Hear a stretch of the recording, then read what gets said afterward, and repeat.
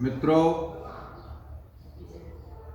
पूज्य महात्मा जी जो डूमर ग्राम नर्मदा उत्तर तट पर जिनकी शुभ कुटी है, उनके संबंध में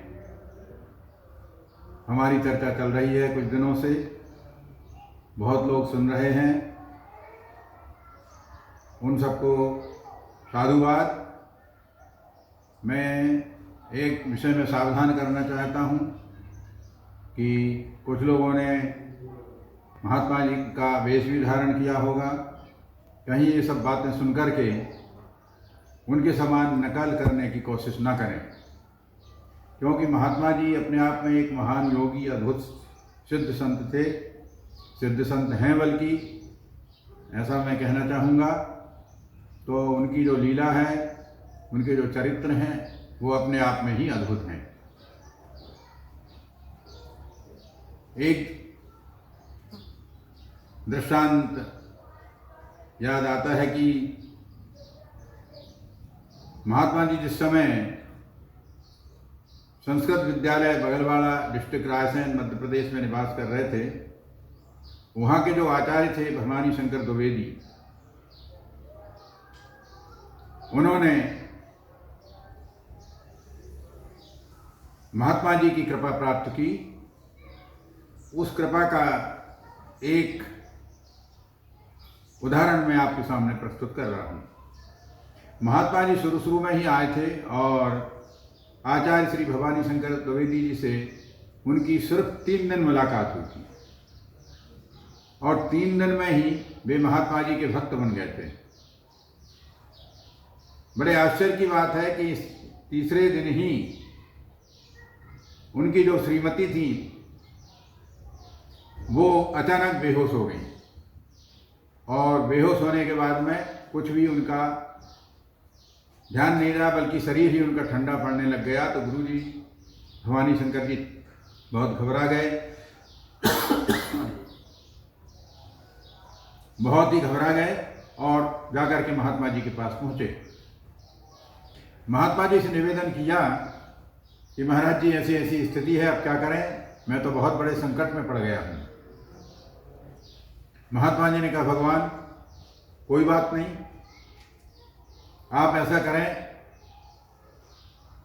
कि लो ये नीलम मैं तुम्हें देता हूँ और इस नीलम को तुम पानी में जो है रख देना थोड़ी देर, और वो नीलम का जो पानी है वो उनके ऊपर छिड़क देना और थोड़ा उनके मुंह में भी डाल देना, ठीक हो जाएंगे। श्री भवानी शंकर जी आचार्य उस नीलम को लेकर के गए और नीलम को ले जा करके उन्होंने पानी में डाला और उस पानी को अपनी श्रीमती के ऊपर छिड़का और छिड़कने के बाद कुछ जल मुंह में भी डाल दिया। मुंह में जल के जाते ही वो उनकी बेहोशी दूर हो गई और एकदम वो स्वस्थ हो गई। इस तरह से महात्मा जी ने उनको जीवन दान दिया। बाद में महात्मा जी ने उन्हीं गुरु जी भवानी शंकर जी को बताया कि आप विश्वास करें ना करें, इनका जीवन समाप्त हो चुका था, किंतु कुछ संयोगवश या कुछ पूर्वजन्म के संस्कारवश मैंने अपनी स्वयं की आयु इनको प्रदान की है। मेरी आयु में से बहुत सारी आयु मैंने इनको प्रदान की है। आज इस बात का प्रमाण मिलता है कि महात्मा जी ने बहुत पहले ही शरीर छोड़ दिया। इसका अर्थ यह हुआ कि महात्मा जी अपनी आयु उनको दे चुके थे, इसलिए महात्मा जी जल्दी ही इस संसार से अपने शरीर को छोड़ करके चले गए। एक और घटना उन्हीं के घर की है कि उनकी जो बड़ी पुत्री थी, सविता तिवारी इस समय, तो उनको भी जो है उनकी भी आयु बहुत कम थी। महात्मा जी ने उनको एक नियम बताया था कि आप नर्मदा जी में प्रतिदिन जाकर के जो है दीप का अर्पण करें, दीप दान करें। अब उन्होंने कितना किया ये तो नहीं मालूम, लेकिन उनको जो है अग्नि का भय हुआ और उनके शरीर से, बल्कि वो थोड़ी ही जली, लेकिन इसके पश्चात उनके शरीर की का जितनी भी जो ऊपर का चमड़ा था वो सब निकलता चला गया।